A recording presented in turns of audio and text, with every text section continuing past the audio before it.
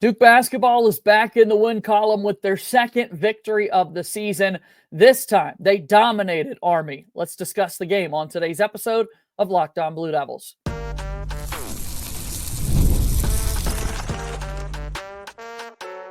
You are Locked On Blue Devils, your daily podcast on the Duke Blue Devils. Part of the Locked On Podcast Network, your team every day.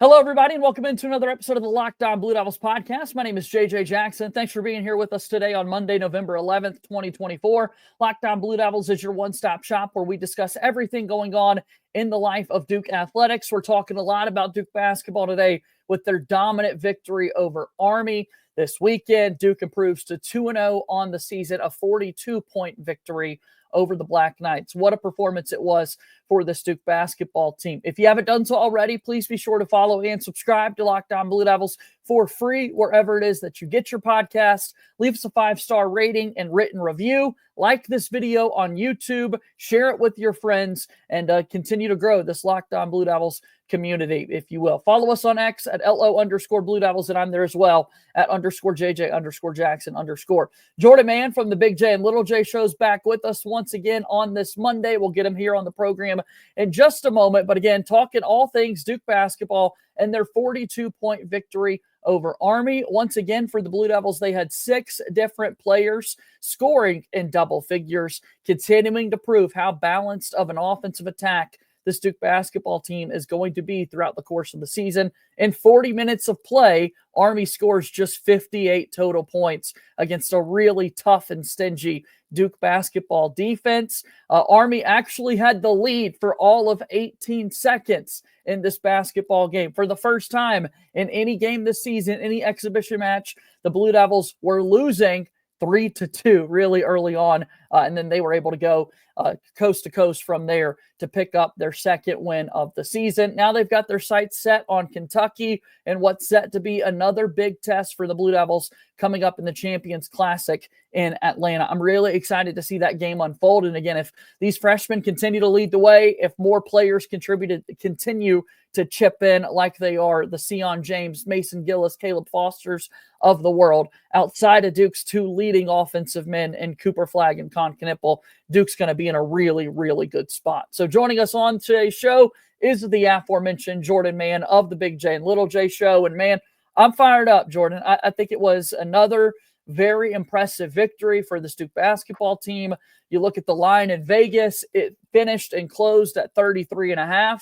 And there were certain stretches there kind of early in the second half where maybe you think Army's got a chance to cover this thing. Maybe Duke isn't going to be able to get to that large margin. But, man, they kept firing, and at the end of the day, they were able to cover and pick up that 42-point victory. Dominant all around.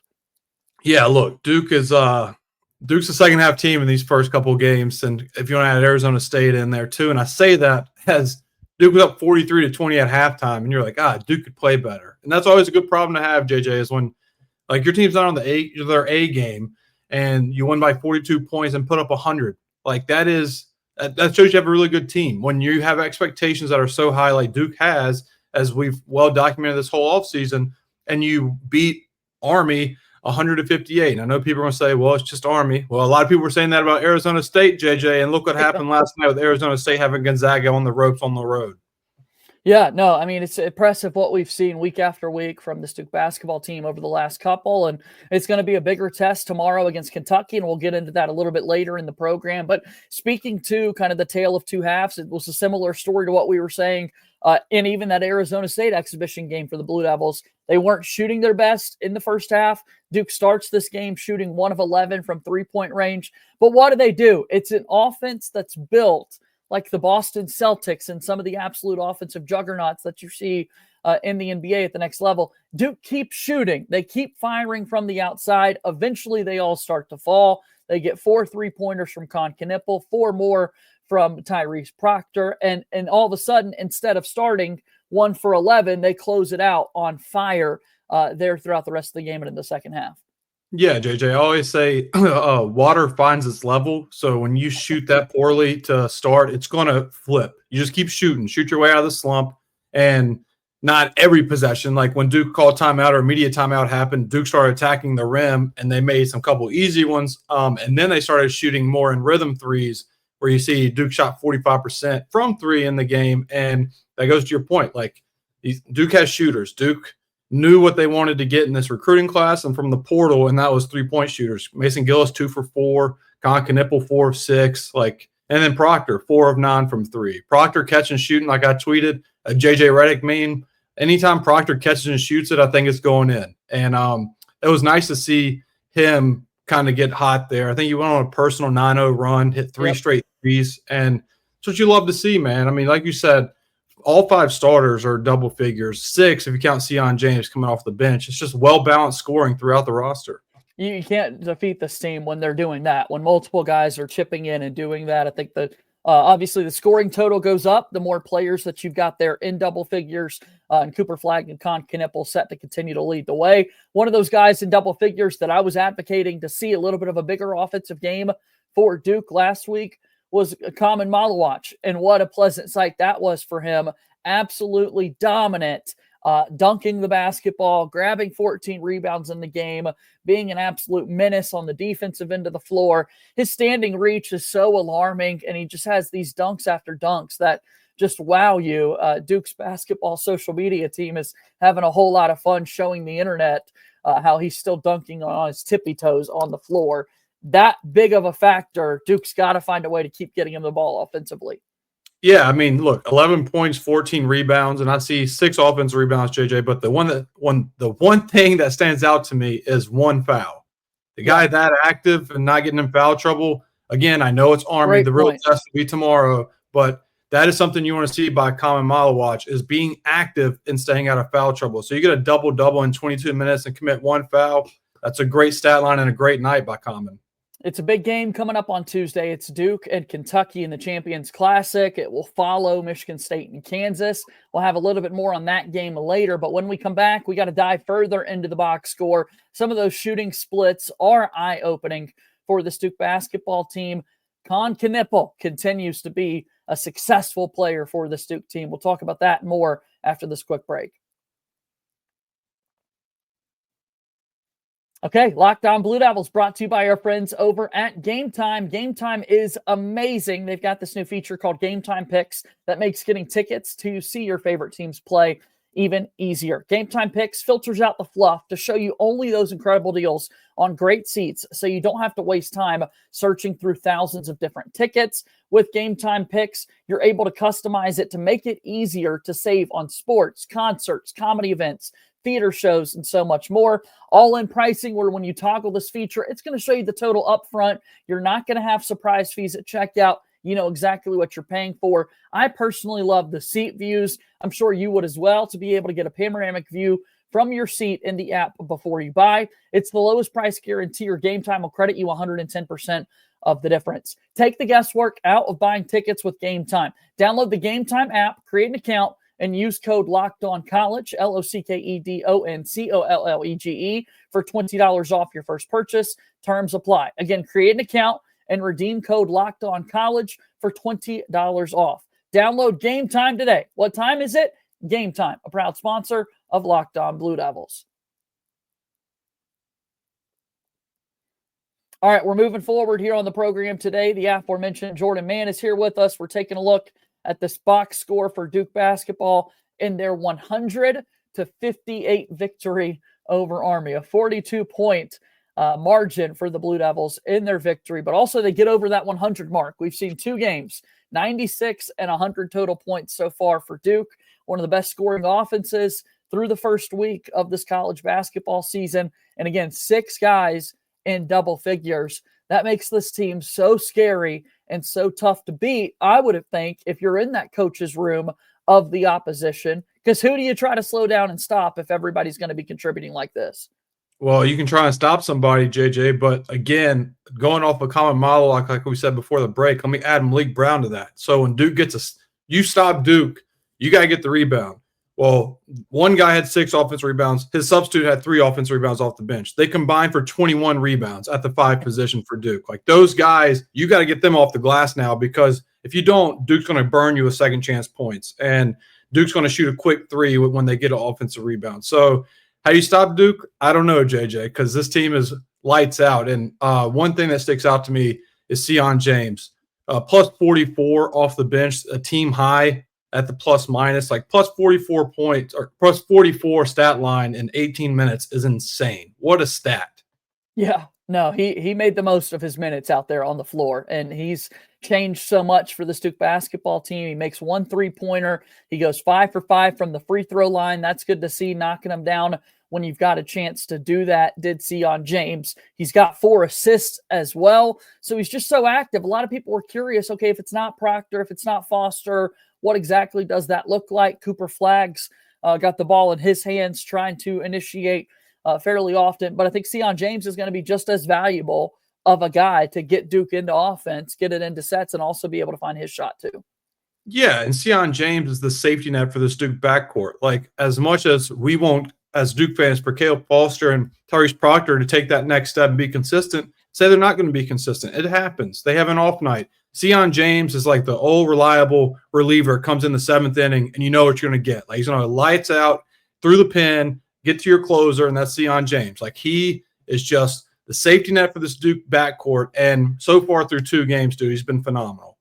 I love how the rotation played out with this Army game in particular. We've got Cooper Flagg, a cramping issue to sort of figure out through these first 2 games, and that's been tough. We don't like seeing that. Let's get to that in just a moment. But with these 3 transfers, what I see, Malik Brown, Mason Gillis, Sion James, all playing 18 minutes, all playing nearly a half of basketball, and I'm sure every basketball player wants to be out there more. But what you're seeing when you look at their lines in particular, they are making the most of those minutes. As experienced basketball players, they know the spots to pick. They know when to go after their shots, how to get after it defensively. I love that they all did with 18 minutes, and they all did their part to be the most active within that time on the floor. Yeah, they're 18 minutes. They're just efficient. Like, they're efficient in whatever you need them to be. Malik Brown's was rebounding, 7 rebounds in 18 minutes, a steal and 2 blocks. Like, Mason Gillis came off the bench, knocked down a couple of threes when Duke needed them. And then Sion James, Duke's offense looks like it was stalling a little bit in the first half. He comes in and gets to the rim. He went 5 for 5 from the free throw line, 12 points. Like, those guys just know their roles in what can sometimes be limited action, and then what other times will be you'll see more than 20 minutes a game from one of these 3 guys. 36 points off the bench for Duke, 36 points within the paint, 16 points off of turnovers.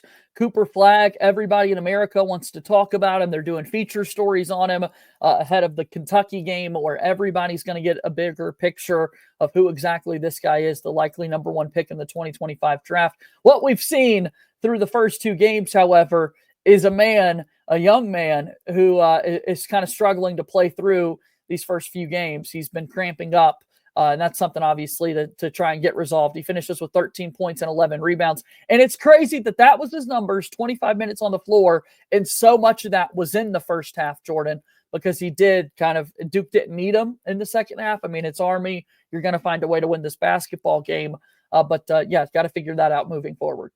Yeah, I mean, I think Shire said in the post-game presser that they'll stay up all night if they have to resolve the issue, and I get it. I get it. Like, this is your guy. You're supposed to give him the keys to the offense or the team or whatever. But 13 points and 11 rebounds, 3 assists, 2 steals, 3 blocks, just fills up the stat sheet in 25 minutes. Imagine what he can do in 30. It's just It sucks. It's early, though. Like, it is an issue because Paulo Banchero went through the same thing his first couple games, and Paulo Banchero said on Pardon My Take a couple weeks ago that, hey, electrolytes. I was introduced to electrolytes and realized I need to take care of my body in a different way than I did in high school. Cooper Flagg, 17 years old. He's going to get his body right. It takes a couple weeks in the season, JJ, to get your body right, I guess. And I think Cooper Flagg's going to be fine. Hopefully for the Kentucky game tomorrow, but if not, he will be very soon. And Cooper Flagg says after the fact as well, I can't cramp at 19 minutes. So Cooper Flagg talking about his own fitness journey within this as well. In some ways, he's plays Team USA basketball over the summer, has a really good mini camp with the select team. He's the number 1 recruit in the country. He's winning championship after championship in high school and on the AAU circuit. Something like this, Jordan, kind of reminds us he's human. And he, he is just 17 years old and trying to work through some of these things. Yeah, I think, like I said it as a joke on the Big J and Little J show, that we're going to hear that Cooper Flagg 17 years old as much as we hear about Ryan Williams for Alabama being 17 at receiver. But in reality, he is 17 years old playing high major D1 basketball. So yes, his body, he's learning his body, especially at a peak position, which is Duke basketball. He's in the spotlight every night. It's not the AAU circuit. It's a different type of grind on his body. And I think he's going to find it. And I think he will play 30 plus minutes against Kentucky tomorrow night. And even with it, still made the most of his minutes out there on the floor, still lives above the rim, still rebounding the ball incredibly well and being a pest defensively. I mean, he's got 3 blocks on the defensive end in 25 minutes, did Cooper Flagg. That was so awesome to see. And then there's Kon Knueppel, the other freshman star for Duke basketball, who over the summer we hear buzz after buzz with this guy's going to be a big-time player, and you start to believe it more and more. Now you're seeing it out there on the floor. And what he's able to do, he led the team with a team-high 15 points, going 4 of 6 from three-point range. I mean, that shot from the outside is just going to be an absolute weapon for the Duke team the whole year.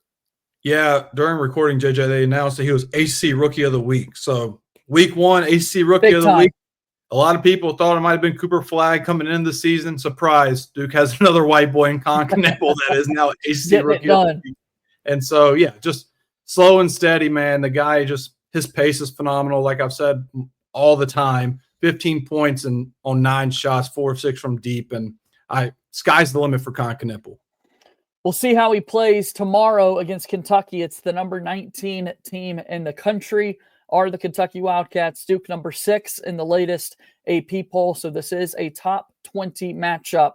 That's going to be a fun one in the Champions Classic. Let's talk a little bit more about that with Jordan Mann after we take one more break here on today's episode of Locked On Blue Devils. Okay, Locked On Blue Devils is brought to you by our friends over at FanDuel. Get ready to tackle the NFL action with FanDuel, America's #1 sportsbook. Right now, new customers can bet $5 and get $150 in bonus bets if you win. The FanDuel Sportsbook app gives you everything you need to place live bets on the NFL all in one place. Got a fun Monday Night Football game tonight between the Dolphins and the Rams. So when you get in a hunch in the middle of the game tonight, you can check out the latest stats, view live play-by-play, and so much more on the same page where you place your bets. Just visit FanDuel.com to join today. It's not just the NFL. They've got Major League Baseball, NHL, NBA, college basketball, and college football. We're looking at tomorrow's game between Duke and Kentucky. Duke basketball opens up as a 6.5-point favorite over the Wildcats. Again, you'll get started with $150 in bonus bets if you win your first $5 bet. That's FanDuel.com. Never waste a hunch and make every moment more with FanDuel, an official sportsbook partner of the NFL and a proud sponsor of Locked On Blue Devils. Okay, big one tomorrow, Champions Classic. It's the Duke and Kentucky year. This event is amazing. I've always wondered if it's ever going to stop, but year after year, they just continue to renew the 4 teams participating in the Champions Classic, switching up locations. It's going to Atlanta here in the Southeast. So proximity-wise, Duke is in the best spot of these 4 teams set to play tomorrow night, and they're taking on number 19, Kentucky. Man, we've had some epic games over the years with the Wildcats. Even in this event, we've had some awesome ones going back to, you want to talk about comparisons to the Cooper Flagg hype and the Zion Williamson hype. That first game of the season that Zion and the boys had against Kentucky was pretty special. So I'm really excited, Jordan, to see this one play out. Yeah, man, 2 blue bloods. And honestly, Atlanta makes a ton of sense. Obviously, Madison Square Garden, it's the Mecca, but Atlanta for 2 teams that are basically in the Southeast. I mean, Kentucky, Duke. I'm expecting it to be rowdy. I'm expecting more of a college environment in Atlanta than New York historically. So we'll see 2 tests. It's a test for Duke, test for Kentucky, and we'll see which blue blood comes out on top, JJ. What are you watching for in this game? Any particular matchup or storyline or anything like that? Yeah, so before we got on here, and I'll do another deep dive, I'm going to hopefully do a film breakdown on Kentucky and as a whole, but Kobe Brea has been unconscious start of the year offensively. 10 of 12 from deep, 14 and 19 from the field. But the one thing about him is he has not been very good defensively, and he's given up 43% field goal percentage against him, 50% efficient field goal percentage. He gives up straight line drives. He's slow on 3-point contest, and I think that's something with Duke's guards like Kon Knueppel. If he comes out on Kon Knueppel and slow hand to the closeout, he's pulling. If he comes out and he goes for a shot fake, he's getting blown by. He's shown it against Bucknell and Wright State. I think was their first game, and those are two teams that if you're doing it against them, Duke's going to try and exploit it. And the other matchup for me, JJ, is Amari Williams. Dude has the mode like. I made a film breakdown video on Amari Williams this summer when Duke was going after him in the portal. So I am very familiar with Amari Williams' game. 12.5 points per game, 13 rebounds per game in 20 minutes. Like the dude just goes. And so with that being said, he has a 30% turnover rate. He has 9 of Kentucky's 22 turnovers on the season in 20 minutes a game. Once he puts the ball on the floor, expect Duke to collapse on him and just try and pick that ball off because he's not very protective of the ball and he puts it on the floor. But that is the matchup for the game for me, JJ, is can Common Milewalk stay out of foul trouble against Amari Williams, who is the motor for Kentucky. Like he goes, and when he goes, his energy is contagious. Can Duke make that good energy turn bad? And if Duke can do that, we've seen the runs Duke can go on against opponents when they get stops. And so if Duke can stop Amari Williams from having good energy consistently, I think Duke wins tomorrow night. Without a doubt. And I mean, I think this Kentucky roster, looking at them, I see a lot of shooters, even beyond Kobe Brea, who Duke, of course, was kind of in the mix there. That was a name in the transfer portal that was brought up on Duke's radar, as with Amari Williams, as you said just a moment ago there. Offensively, with both of these teams, though, I'm curious if we are going to kind of get into a bit of a shootout. Both of these teams won their 2 games to start the season. They're both 2-0. Outright and against the spread. Both teams had the overhit in both of their offensive games. And for Kentucky in particular, they scored over 100 points in each of their first 2 games. I was reading that's something they had not done since 1978, had Kentucky scored 100 plus in both of their first 2 games of the season. Duke has had 96 and 100. I'm just looking at this, man, and we're talking about shooters and scoring on the inside and everything like that. I mean, we got to get some stops to win this game, it feels like to me, too. I think Duke, that's where Duke has the edge in this, JJ, is when Duke's portal acquisitions can shoot the 3 like we've talked about, but they're defensive guys, too. They're defensive minded. Sion James is a brick house on the wing. He can be a mismatch in the post, guard a 4 or 5 because of his strength. Mason Gillis can guard 1 through 5 need be. Malik Brown is an undersized 5 that can switch on to guards. That's where Duke is better for me than Kentucky. I mean, Jackson Robinson for Kentucky is their worst defender. He gives up 1.11 points per possession, which is 17th percentile, and 50% field goal percentage against him, 63% efficient field goal percentage. So I think Duke, you're going to see Cooper Flagg, Kon Knueppel, and Foster. Like, how many times have we seen Caleb Foster go one-on-one, blow by his guy because he's capable of it? And I think you're going to see Duke really do dribble drive against Kentucky, make Kentucky collapse, because if they collapse and they try and rely on Amari Williams or whoever else is their big man to try and contest layups, Duke's guards are great facilitators. I mean, Cooper Flagg had 7 assists first game. He dribble drives and kicks it to the deep corner. I just like Duke's odds as an all-around basketball team right now than Kentucky. This isn't John Calipari's Kentucky Wildcats. Mark Pope is back. It's his first season. It'll be his first matchup as a head coach against Duke. John Shire in year 3 for Duke basketball continues to get high praise for what he's doing on the recruiting trail. But as we know, throughout the course of the seasons as well, Shire knows X's and O's, man, and he knows how to scheme it up. And the coaching matchup in particular, too, when you think about the Champions Classic, it's always been kind of those big figureheads. When you had Coach Cal and Coach K, Bill Self at Kansas, Tom Izzo at Michigan State. I'm excited to see some of these young guys continue to kind of make their impact. And I think John Shire's ready for a game like this. Yeah, I think Shire's ready, and I'll give Kentucky fans some credit too. Mark Pope, at least he teaches defense early in November, unlike Calipari, who says he doesn't teach till January. So Kentucky's in better hands, in my opinion, with Mark Pope than they were with Cal, and you'll see that this team continue to get better and better, just like we'll see Duke get better and better as the season goes along as well.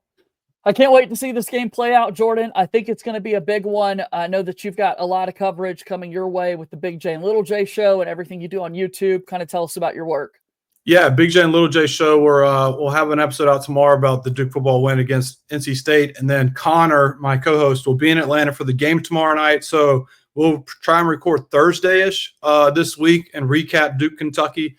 And you can find Big J and Little J show on Apple and Spotify. My YouTube is jman_, where you can find the show, and also film breakdowns like one that I should be doing for this preview for Duke and Kentucky.